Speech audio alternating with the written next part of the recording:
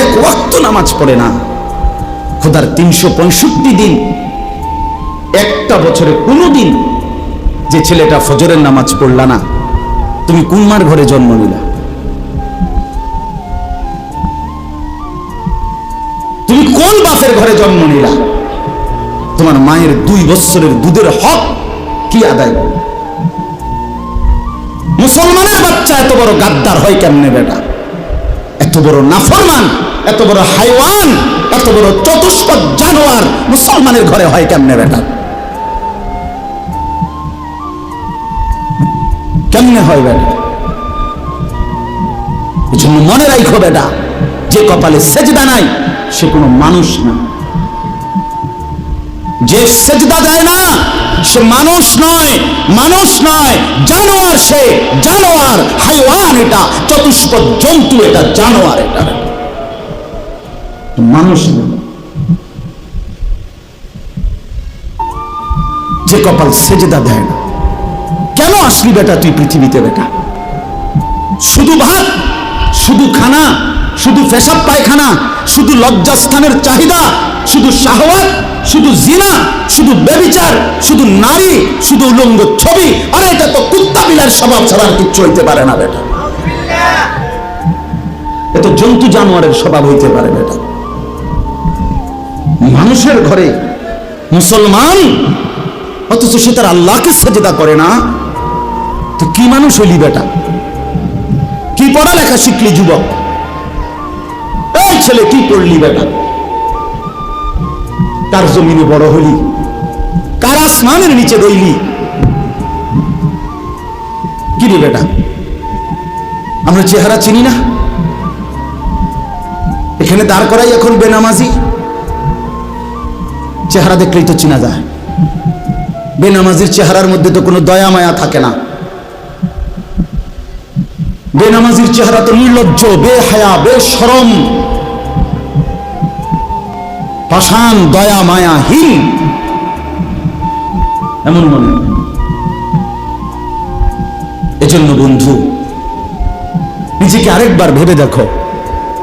তুমি মায়ের সন্তান, তুমি বাবার সন্তান, তুমি মুসলমানের সন্তান। এই কালেমা বড় দামি কালেমা।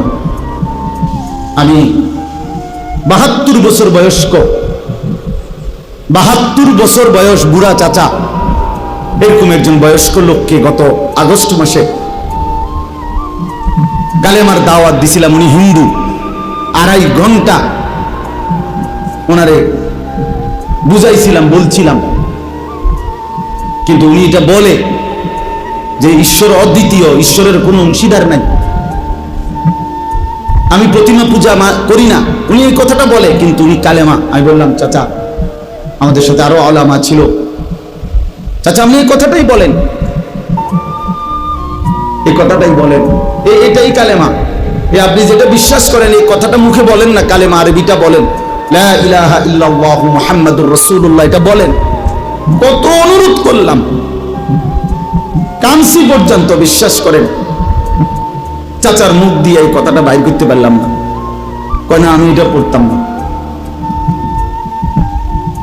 তখন আমি আমার সাথীদেরকে বললাম, হ্যাঁ এবার 72 বছর বয়স্ক একজন মুরব্বী, 72টা বছর জীবন পার হয়ে গেছে, অথচ তার জবান দিয়ে একটাবার কালেমা উচ্চারণ করল না।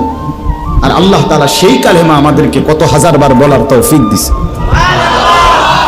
কত বড় নিয়ামত, কত বড় সৌভাগ্য যে আমি এক মুসলমান মায়ের ঘরে জন্ম নিছি, আমি এক মুসলমান বাবার ঘরে জন্ম নিছি। আমাদের কি যোগ্যতা ছিল? আমাদের কোন যোগ্যতা ছিল এখানে? শুধুই কার দয়া? এত বড় দয়া যে আল্লাহ করলেন, এত বড় মায়া যে আল্লাহ করলেন, নিজে আল্লাহ পছন্দ করে আমারে ঈমান দিলেন, ঈমানদারের ঘরে জন্ম দিলেন, মুসলমানের পরিচয়টুকু দিলেন, মুমিনের পরিচয়টুকু দিলেন। সেই আমি কেমনে আল্লাহর নাফরমানি করি? রাসূলুল্লাহ সাল্লাল্লাহু আলাইহি ওয়াসাল্লাম তিনি বলছেন যে আমি আসার পরে যদি আজ মুসা নবী জীবিত থাকতো, ঈসা নবী জীবিত থাকতো, নবীজি বলেন তারা দুইজনেও আমি মুহাম্মদের অনুসরণ করা ছাড়া তাদের কোনো উপায় থাকতো না।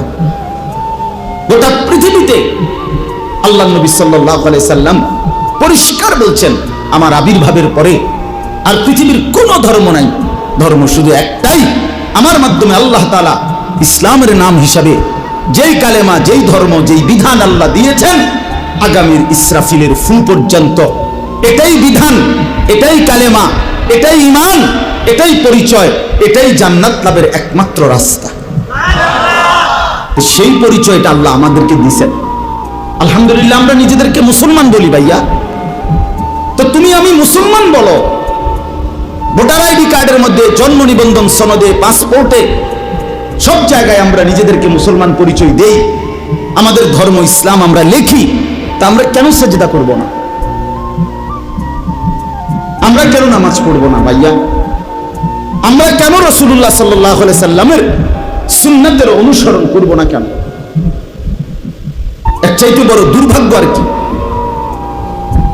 অনেক ছেলে, এই জন্য অনেক যুবক ভাই, সবার কাছে অনুরোধ করলাম ভাইয়া, আমার হাত জোর করা অনুরোধ, সেজদা করো, নামাজ পড়ো। সেজদা না করলে কোরআন শরীফে আছে, সেজদা যদি না করে তো ইবলিস তার পরিচয় 1 ঘন্টা আগেও তারে কোনো ইবলিস কইতো না, শয়তান বলতো না। তার নাম ছিল মুআল্লিমুল মালাইকা। এই যারে এখন ইবলিস বলে, তার আগে পরিচয় ছিল সে ছিল ফেরেশতাদের শিক্ষক, সে ছিল জিন। কোরআন শরীফে আছে সে ছিল ফেরেশতাদের টিচার। কিন্তু যখনই একটা সেজদা করে নাই, আদম আলাইহিস সালামকে সেজদা করতে বলছে আল্লাহ, তো কয়টা সেজদা করে নাই? একটা সেজদা না করার কারণে তার পরিচয় হয়ে গেল পরবর্তী মিনিট থেকে শয়তান। তাহলে এই জন্য শয়তানকে কেন শয়তান বলা হলো? সেজদা না করার কারণে। কথা বলেন না কেন? এই জন্য সেজদা না করলে শয়তান হয়, ইবলিস হয়,